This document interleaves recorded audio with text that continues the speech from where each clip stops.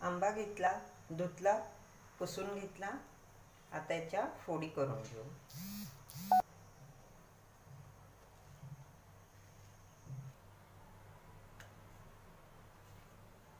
दीड चमचा vanilla ice cream, 1 वाटी आंब्याच्या फोडी.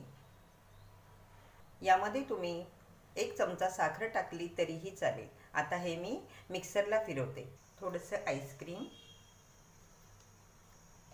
मिक्सरला जे आपण आंब्याच्या फोडी आणि आईस्क्रीम फिरवून घेतलं ते यामध्ये टाकायचं. वरतून पुन्हा व्हॅनिला आईस्क्रीम,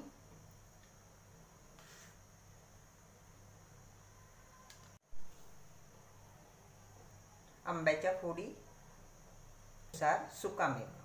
इथे मी काजू बदामाचे तुकडे घेतले. तुम्हाला जो फ्लेवर आवडत असेल त्या फ्लेवरची आईस्क्रीम तुम्ही इथे वापरू शकता.